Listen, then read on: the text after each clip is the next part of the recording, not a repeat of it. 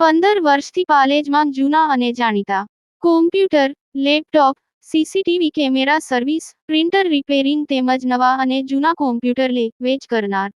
Admission form તેમજ તમામ સરકારી ફોર્મ ઓનલાઈન ભરી આપવામાં આવશે. પાલેજ નગર સહિત પંથકમાં મુસ્લિમ સમુદાય દ્વારા ઈદ ઉલ ફિત્ર પર્વની ઉલ્લાસભેર ઉજવણી. ટાઉનની વિવિધ મસ્જિદોમાં ઈદ ઉલ ફિત્રની વિશેષ નમાઝ અદા કરવામાં આવી. ભરૂચના પાલેજ ટાઉન સહિત પંથકમાં મુસ્લિમ સમુદાય દ્વારા ઈદ ઉલ ફિત્ર પર્વની શાનદાર ઉજવણી કરવામાં આવી હતી. શવ્વાલ માસનો ચાંદ દેખાતા મુસ્લિમ સમુદાય દ્વારા ઈદ ઉલ ફિત્રની ઉજવણી કરવામાં આવે છે. પાલેજ નગરની વિવિધ મસ્જિદોમાં ઈદની વિશેષ નમાઝ અદા કરવામાં આવી હતી. મક્કા મસ્જિદ સહિત નગરની વિવિધ મસ્જિદોમાં ઈદની નમાઝ અદા કરવા માટે મોટી સંખ્યામાં મુસ્લિમ બિરાદરો ઉમટી પડ્યા હતા. ચિશ્તિયા નગર સ્થિત હઝરત સૈયદ સલીમુદ્દીન ચિશ્તી સાહેબ તેમજ ડૉક્ટર મતાઉદ્દીન ચિશ્તી સાહેબે મક્કા મસ્જિદમાં ઈદની વિશેષ નમાઝ અદા કરી હતી.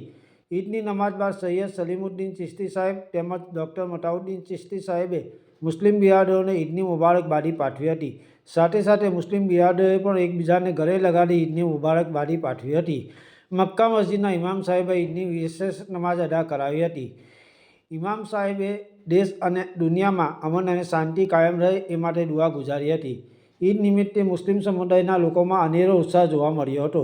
ઈદની નમાઝ બાદ મુસ્લિમ બિરાદરોએ દરગાહ શરીફ પર પહોંચી જિયારત કરી હતી. સાથે સાથે કબ્રસ્તાનમાં પહોંચી ફાની દુનિયાને અલવિદા કહી જતા રહેલા પોતાના સ્વજનોની કબરોની જિયારત કરી ફૂલ અર્પણ કરી ખીરાજી અકીદત પેશ કરી હતી.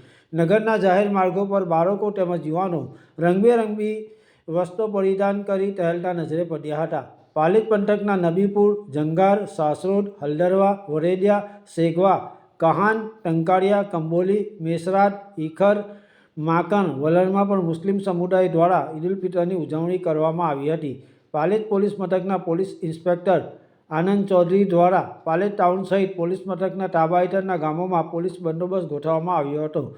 ખૂબ જ શાંતિપૂર્ણ માહોલમાં ઈદની ઉજવણી કરવામાં આવી હતી. પાલેજ ટાઈમ્સ, ભરૂચ. આજના ઈદ ઉલ ફિત્રના સુંદર અવસર પર, સુંદર મોકા પર સમગ્ર માનવજાતને આપ શું સંદેશ આપશો? આજે સૌપ્રથમ તો સમગ્ર માનવ સમાજને ઈદ ઉલ ફિત્રની ખૂબ ખૂબ મુબારકબાદ, શુભેચ્છાઓ. પવિત્ર રમઝાન માસ સંપન્ન થતાં આજે ઈદ ઉલ ફિત્રની ઉજવણી કરવામાં આવી છે.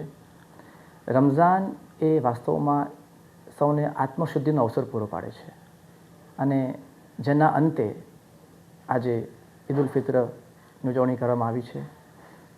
આજનો અવસર એ આનંદ અને આભાર વ્યક્ત કરવાનો અવસર છે. સૌ નાના મોટા સાથે મળીને સમાનતા, પ્રેમ અને ભાઈચારાના માહોલમાં આજનો આ પર્વ ઉજવે એવી મારી વિનંતી છે. પરવરદિગાર સૌને ખુશ અને આબાદ રાખે એ જ દુઆઓ. આભાર.